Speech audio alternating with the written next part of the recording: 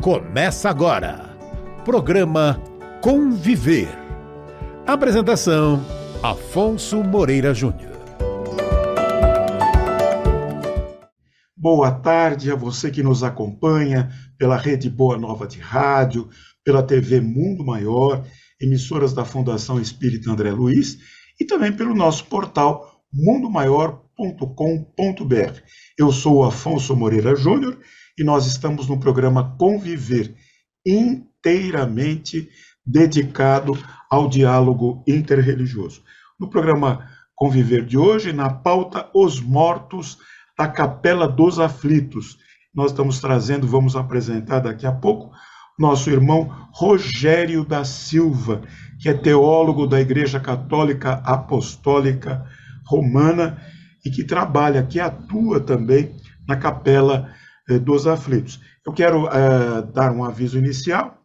O nosso programa está sendo gravado e, portanto, nós não temos a participação direta dos ouvintes e telespectadores. Porém, pelo nosso e-mail, afonsomoreirajunior@gmail.com, afonsomoreirajunior@gmail.com, você faz sugestões, críticas, comentários, você sugere quem você gostaria de ver aqui no programa Conviver, manda as suas perguntas e seus comentários, e nós, na medida do possível, nós vamos nos empenhar em atender aos pedidos que nós estamos recebendo. Então, nós temos aqui perguntas que foram enviadas a propósito do Dia dos Mortos, a propósito da Capela dos Aflitos, que nós vamos dirigir ao nosso irmão Rogério da Silva. Eu gostaria de apresentar o nosso convidado de hoje. Rogério da Silva é formado em teologia, tem pós-graduação em história indígena e afro-brasileira, é pós-graduado em doutrina social da Igreja, é teólogo e cofundador da Irmandade do Grupo de Reza do Glorioso Chaguinhas. É coordenador do Ministério da Palavra da Paróquia Mãe e Rainha no Jaraguá. Nosso boa tarde, Rogério da Silva, nossa gratidão por estar aqui conosco nesta gravação que será exibida, programa que será exibido logo após o Dia de Finados. Boa tarde. Boa tarde, meu querido amigo Afonso. Acho que já posso chamá-lo assim, depois de tantos anos de convivência.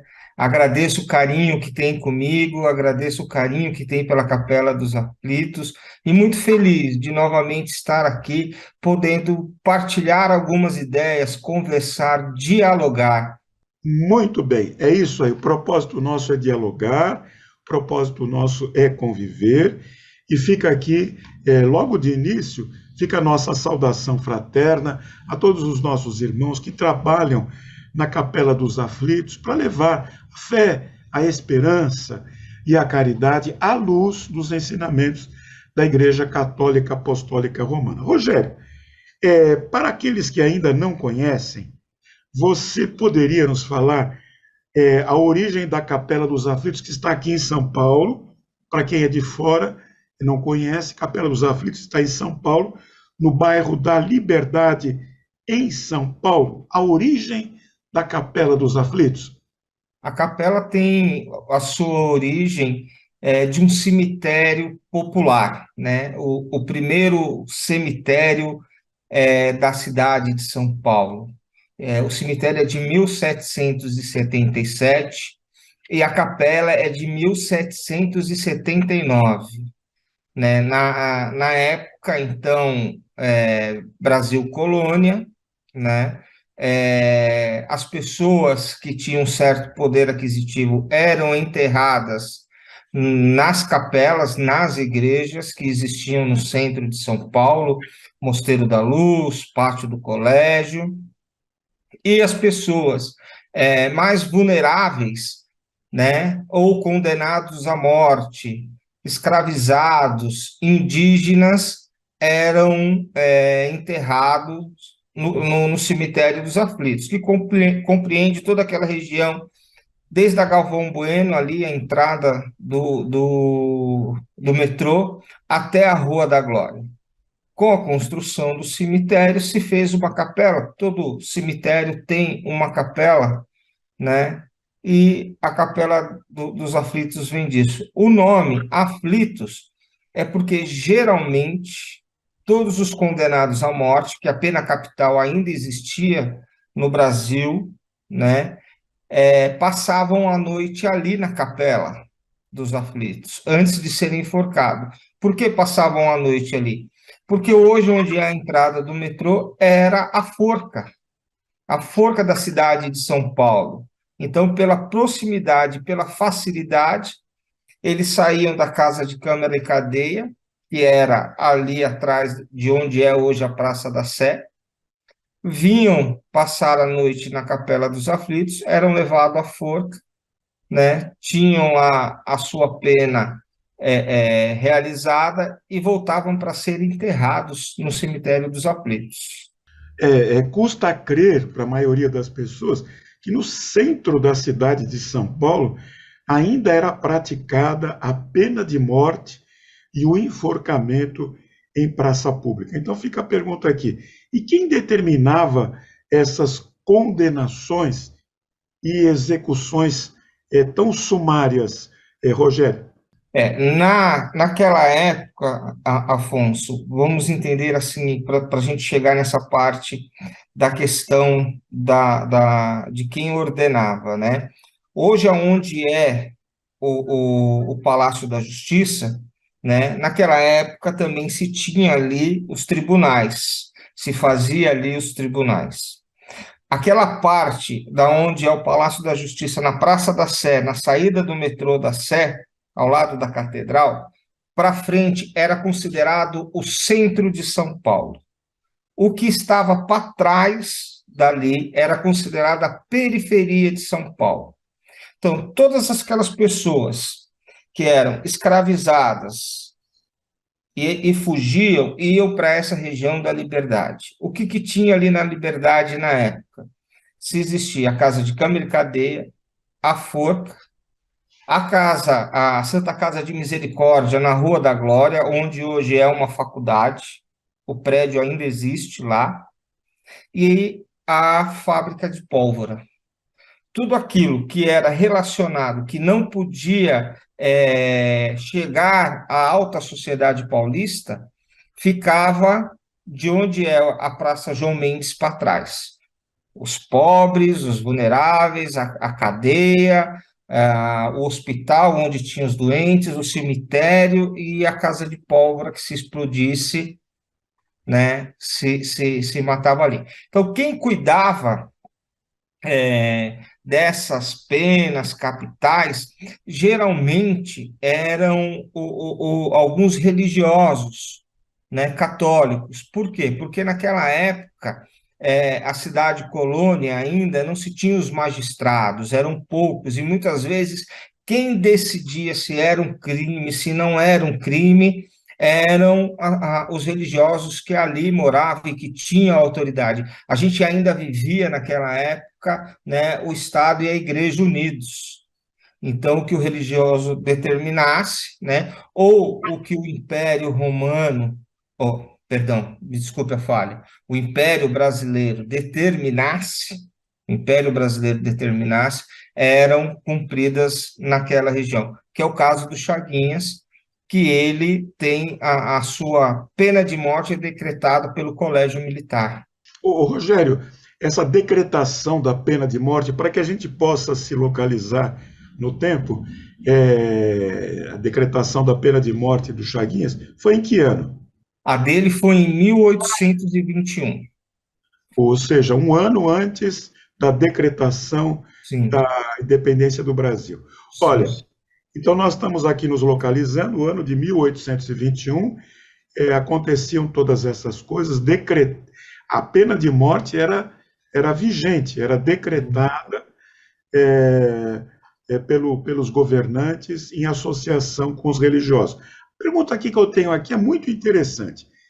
Com tantas pessoas executadas naquela região de São Paulo, é certo que com o tempo devem ter surgido lendas sobrenaturais e histórias de assombrações envolvendo os imóveis e os lugares cujos fatos sinistros se desenrolaram.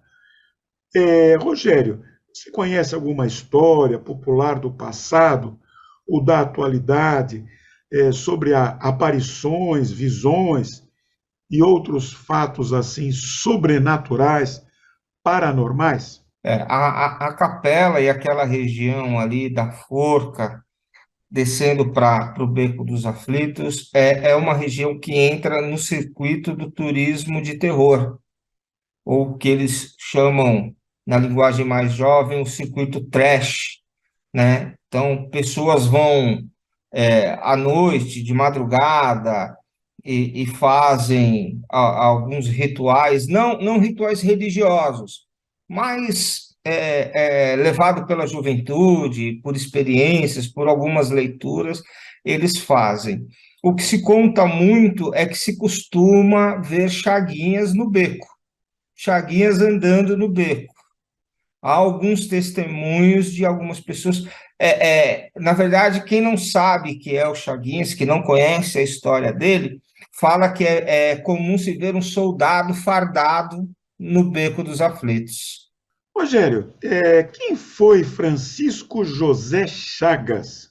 O Chaguinhas, que, como você disse, há indícios de aparições espirituais dele, e como ele se tornou esse personagem de extrema importância, não só para a religiosidade local, bem como para a ancestralidade da cultura negra de São Paulo. Explica aí quem foi o Chaguinhas, o que ele era, onde ele militava, onde ele atuava, qual era o trabalho dele.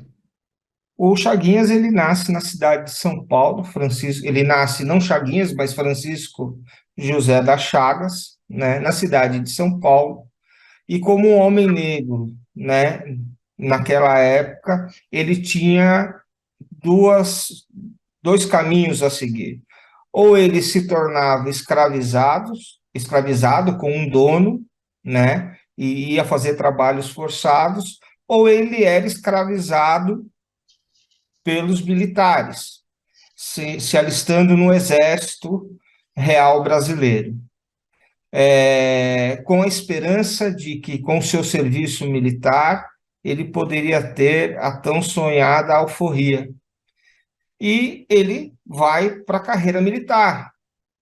Na carreira militar, ele é lotado no 1º Batalhão de Caçadores de Santos, né? Então, ele sai de São Paulo e vai servir o Exército em Santos.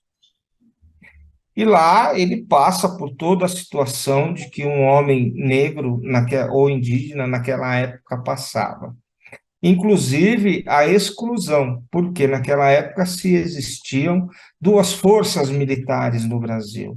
A imperial, que vinha de Portugal, com os portugueses, e aquela que era formada aqui no Brasil, com uma diferença muito grande no valor dos seus salários, ou dos soldos, como eles chamavam, né? Sem um crescimento, sem uma carreira, uma facilidade de ter as suas patentes, né? Cabo, sargento, né? Com essa diferenciação grande entre os dois exércitos. É a partir dessa diferenciação e da falta de pagamento de 5 anos que que Francisco José das Chagas se torna o Chaguinhas. Revoltado com toda aquela situação dele e de seus companheiros, ele organiza uma revolta, né? O que, na visão branca, é uma revolta, uma bagunça, na verdade, é uma luta. uma luta por melhores condições de salário, de vida e igualdade com o exército imperial, que tem os seus pagamentos em dia, que tem toda essa situação. Isso acontece entre junho, final de junho, e início de julho de 1821, na cidade de Santos. E o grande comandante na época, eu não vou me recordar o nome dele agora, que também era um grande comerciário na cidade de Santos. A cidade de Santos ela vivia do comércio de café, né, e de outros produtos. Ele traz de São Paulo uma grande guarnição do exército e abafa essa situação. Abafa o que eles chamavam de revolta ou de baderna, de bagunça, né, que na verdade era uma luta justa. A gente sabe até hoje, Rogério, que no Exército não é admitido greve ou sublevação. Toda greve ou toda revolta contra a autoridade militar é passível de pena capital, de execução. Agora, é interessante o motivo pelo qual o Chaguinhas se revoltou. Porque o Chaguinhas, como você colocou muito bem, com muita clareza, ele foi procurar o exército para enfrentar o perigo, que naquela época pipocavam aí as revoltas por todos os lados, coisa que muita gente ignora, que não estuda a história do Brasil, acha que o Brasil sempre foi risonho e franco, isso não é bem verdade. O Chaguinhas foi para o exército em busca de uma oportunidade de libertação. Ele não queria ser um escravo qualquer aqui em São Paulo, sem a menor esperança de se libertar. Só que ele vai para o exército e fica sem receber o salário durante quantos anos, Rogério? 5 anos. E se a gente fizer um link com a história, uma analogia que pode ser ou não verdade, né? Supostamente em 1822, Dom Pedro sai, né, da capital do Rio de Janeiro, vem para Santos para pagar os soldos dos soldados, né, prestes a ter a independência decretada. Interessante, esse fato não era do meu conhecimento. Sim. E o Dom Pedro I, prevendo toda aquela situação, queria ter o exército na sua mão e vinha com a disposição de colocar a folha de pagamento em dia. É isso, Rogério? A disposição dele era para ver a Marquesa de Santos, né? A gente sabe. Mas ele vem fazer o saldo dos salários dos soldados em Santos. E um ano antes, Chaguinha é assassinado brutalmente, né, por conta disso. Muito bem. Vamos falar um pouquinho sobre aquilo que aconteceu, porque realmente, como você sabe, nós somos espíritas com Allan Kardec, e para tudo o que acontece há uma razão inteligente. Para todo efeito há uma causa, para toda causa há um efeito. E a execução do Chaguinhas, ela foi pontuada de ocorrências milagrosas. Conta um pouquinho isso para nós, Rogério. Sim, Chaguinhas, fica sendo ele e o seu parceiro, Contintiba, ficam sendo aí como se fosse o bode expiatório da situação, né? Precisa se matar alguém, se fazer alguém de exemplo. Então, vamos pegar, né, essas pessoas que estão à frente aí, vamos fazê-las de exemplo. Só que a lei da morte, da pena capital, ela previa que cada pessoa condenada teria que cumprir a sua pena na cidade de origem. Então, Chaguinha sobe com seu companheiro a São Paulo, né, vindo ali mais ou menos pela Baixada do Glicério, onde tinha o capitão de guarda ali no Glicério, né? O prédio está abandonado hoje em dia, né? Se subia até ali, se passava a noite na Igreja da Boa Morte, na Rua do Carmo. Por que Boa Morte? Porque ali você tinha o seu último desejo, né? Realizado. Se seguia para a Capela dos Aflitos e se subia no dia seguinte para organizar para ser executado a pena capital. Bom, o seu amigo, Contitiba é o primeiro, é morto assim que o fosso abre, ele já é enforcado, e chega a vez de Chaguinhas.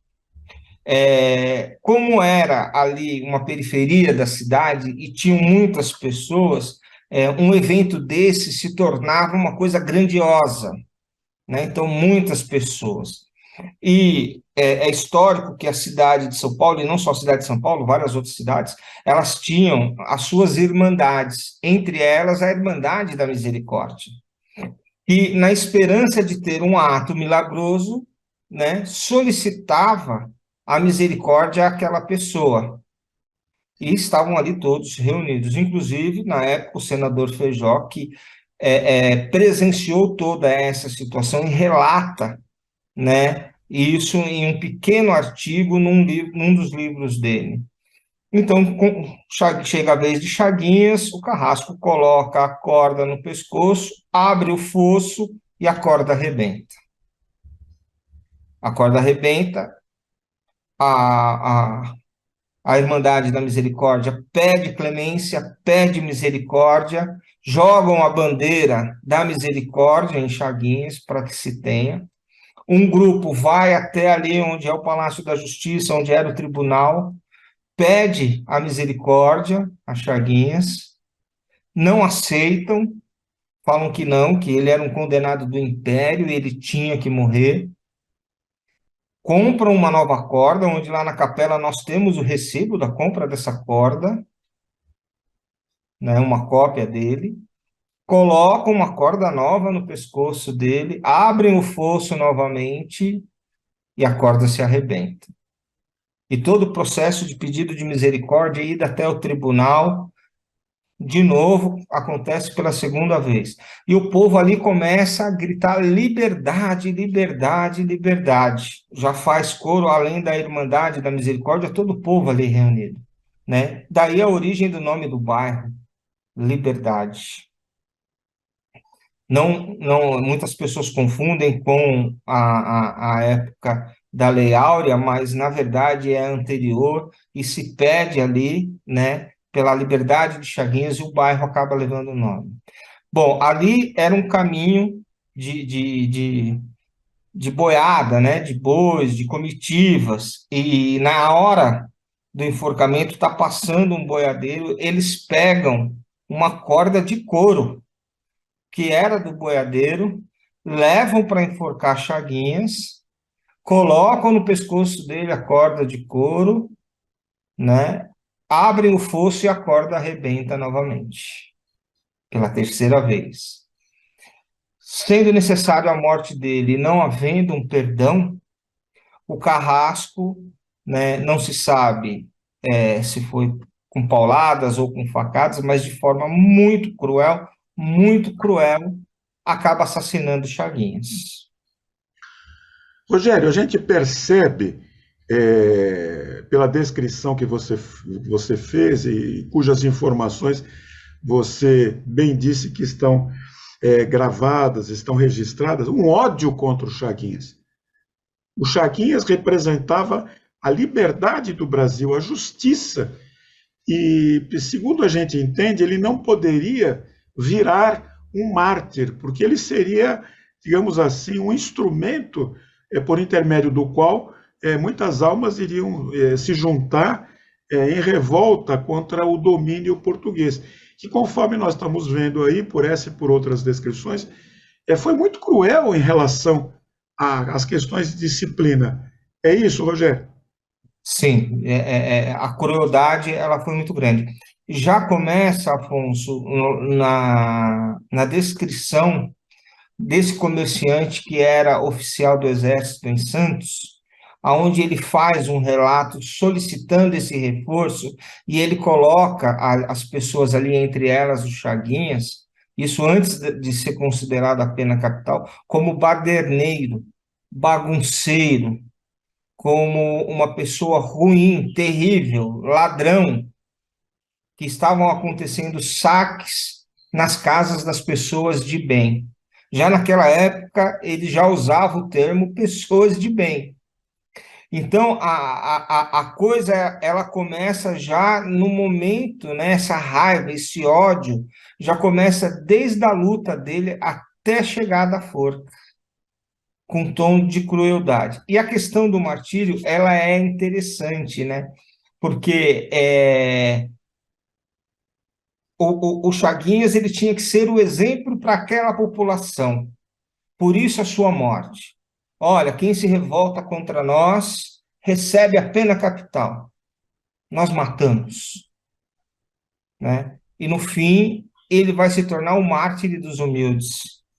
Se tem um costume cristão das primeiras comunidades, Afonso, que acaba acontecendo com o Chaguinhas, que no local aonde morre um mártir, né, se ergue um altar e se acende velas para aquele mártir da igreja. E acaba acontecendo com Chaguinhas isso. No local da forca é erguido um altar a Chaguinhas. E as mulheres, na sua maioria negras e indígenas, principalmente as negras, começam a acender velas neste altar para Chaguinhas. E as velas não se consomem, não se apagam, ficam sempre acesas. Pode chover, ventar, e aí se começa, então, a santidade popular dos Chaguinhas. Que, aliás, era a próxima pergunta que eu tinha aqui, que ele possui muitos devotos, muita gente que cultua a imagem dele até os dias atuais. Chaguinhas tem produzido graças ou até milagres para aqueles que o admiram.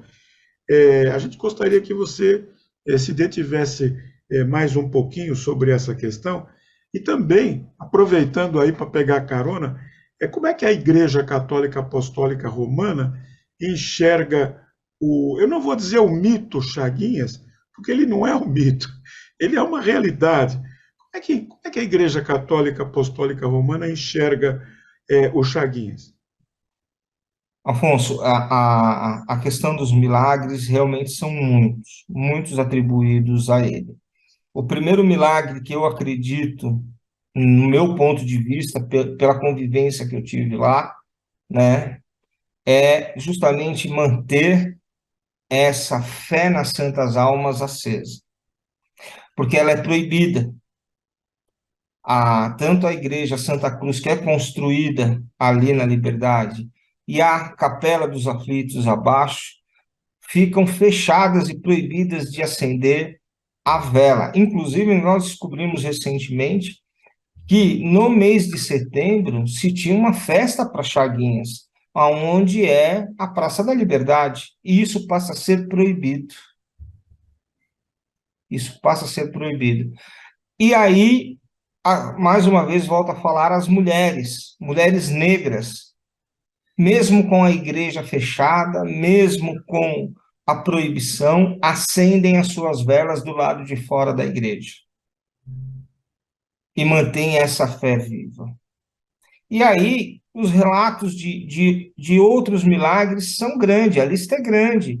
Eu mesmo, agora, recentemente, recebi a minha irmã, ela foi constatada há 2 anos com câncer, ela foi lá, bateu na porta, porque tem um ritual, eu acredito que a gente vai falar desse ritual, né? Ela foi lá, bateu na porta onde ficou o Chaguinhas, e essa semana saiu o resultado, mais exatamente dia 11, que ela está 100% curada do câncer, né? Então, os relatos são muitos, as provas são muitas que tem isso. A igreja, ela não reconhece ele como santo. Ela reconhece ele como um mártir, como uma pessoa que lutou em nome de Deus. Mas ela é muito cuidadosa. Ela precisa de informações, muitas informações, para poder ainda se abrir um processo de canonização. Ela caminha muito a passo lento, mas a devoção popular não se apega a isso, vai além disso, né? A gente tem algumas dificuldades, às vezes, de chamá-lo de santo nas celebrações, somos repreendidos, A gente evita isso para ter confusão, né? A gente evita isso, porque a igreja não reconhece, não quer, né? Isso daí. Mas a vontade popular ela é muito grande, ela fala, né? E as santas almas falam junto com a gente, né? A gente conversava essa semana em casa justamente sobre a questão das santas almas, né? Que ali a gente não vê uma coisa negativa, um peso, né? Pelas mortes trágicas e fortes que tiveram ali. Mas a gente vê uma coisa tranquila porque houve a luta, né? E a morte, ela vem como uma vitória da luta, né? Eu não me submeti ao sistema, eu não me submeti às agruras da vida, eu lutei, eu fui para frente. Mesmo que a morte tenha sido trágica, mas é uma tragédia que foi válida. Ô, Rogério, nós estamos conversando com o Rogério da Silva, teólogo da Igreja Católica Apostólica Romana, sobre os mortos da Capela dos Aflitos, daqui de São Paulo, capital, localizada no bairro da Liberdade. Rogério, tem uma questão interessante aqui, todas trazem aí pontos de ponderação que valem a pena a sua reflexão. Veja só, o portal Brasil de Fato publicou uma matéria dizendo que uma galeria de lojas em construção ao lado da Capela dos Aflitos estava sendo construída e durante as obras encontraram um antigo cemitério, ossadas humanas que remontam a séculos e que no local está sendo construído um memorial. Você poderia comentar se isso é correto? Sim, em 2018 era um estacionamento, o terreno do lado, ele foi fechado, né, e um comerciante ali da região, chinês, iniciou-se a obra de um shopping popular, aqueles shoppings com os espacinhos pequenininhos, né, compactos.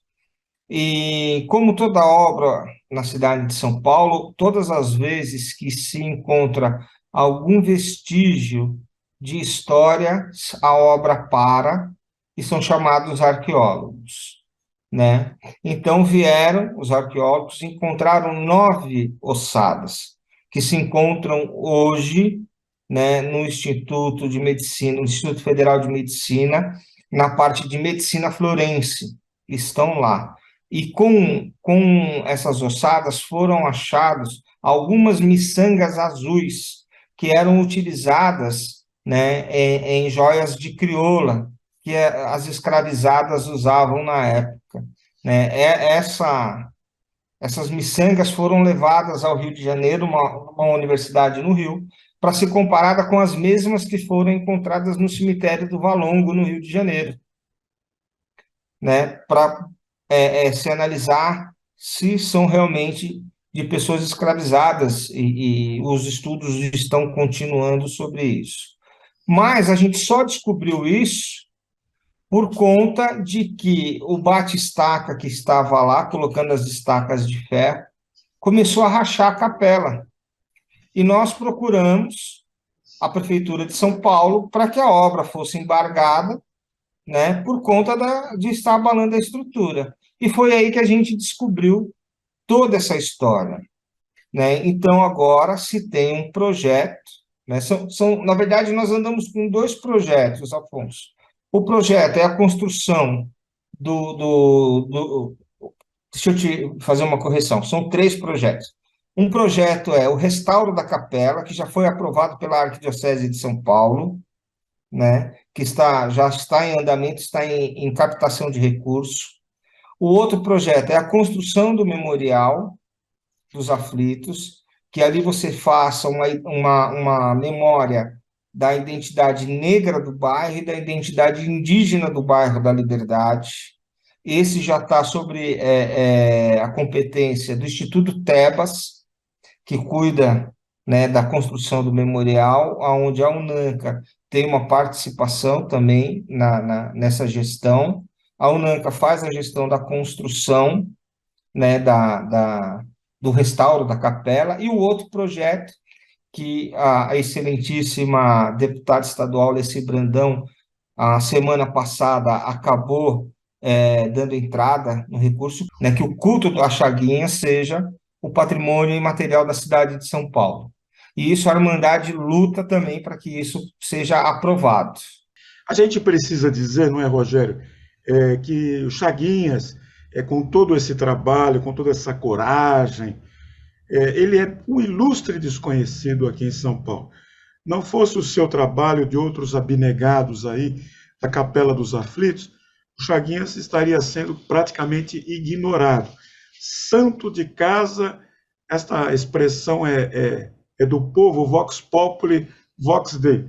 Santo de casa não faz milagre. Eu vejo aí a juventude usando camisetas, ostentando figuras de revolucionários de outros países, mas, na verdade, a gente deveria estar usando era a camiseta ostentando a imagem do Chaguinhas. Existe algum retrato dele que se aproxime da realidade, algum documento que mostre a fisionomia do Chaguinhas, Rogério?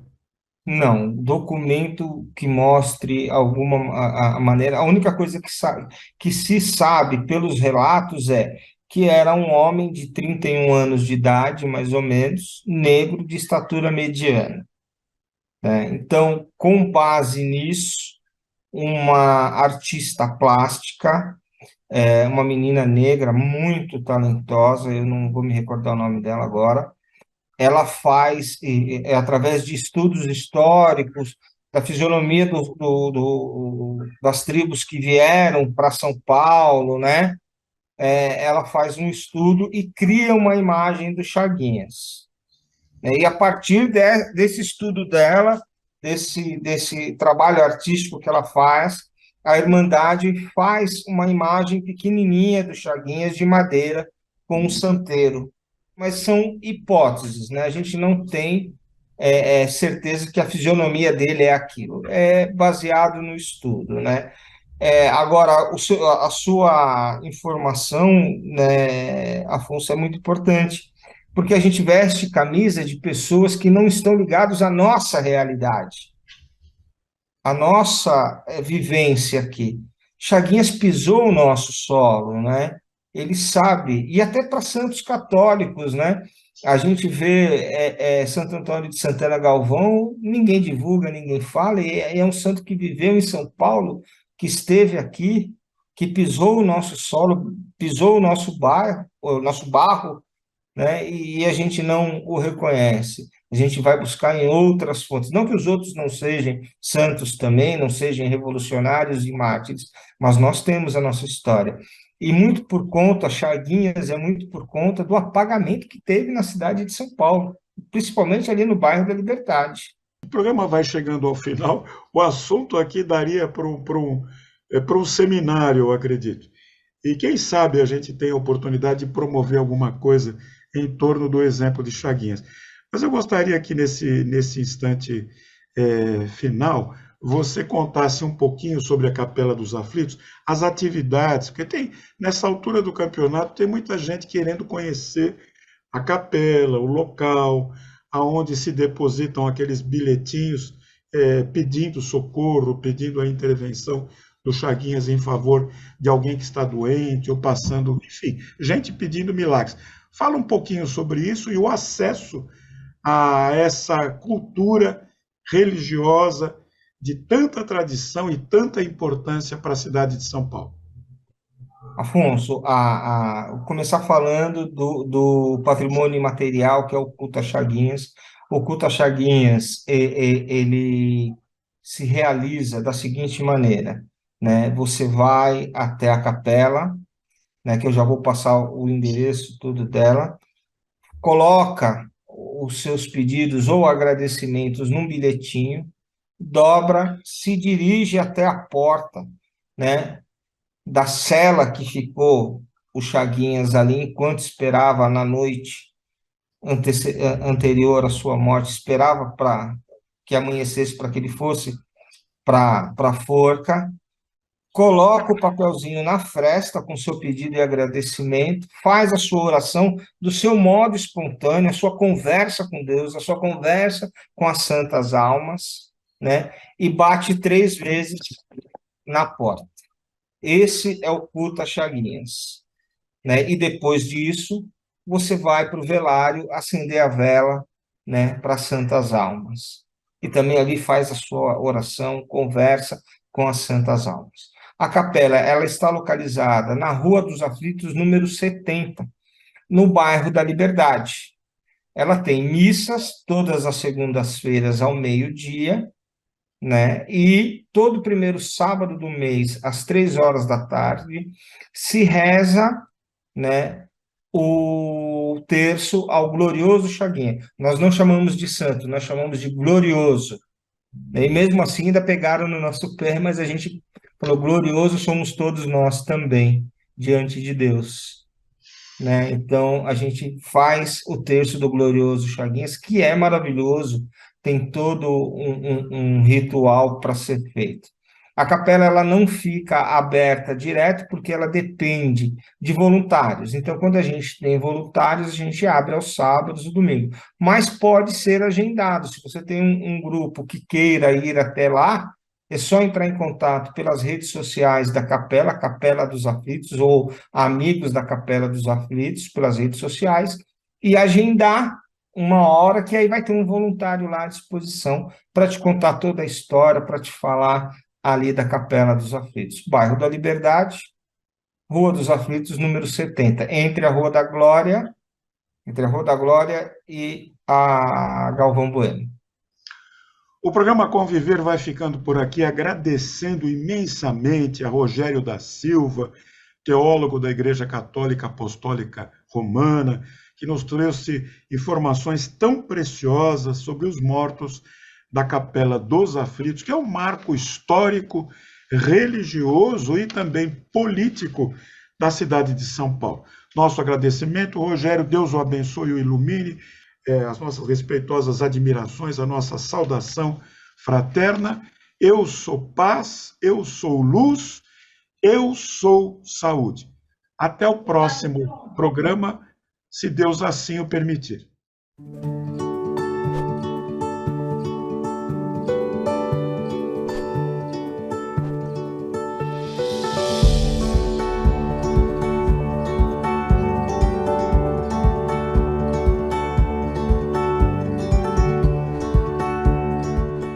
Você acompanhou programa Conviver.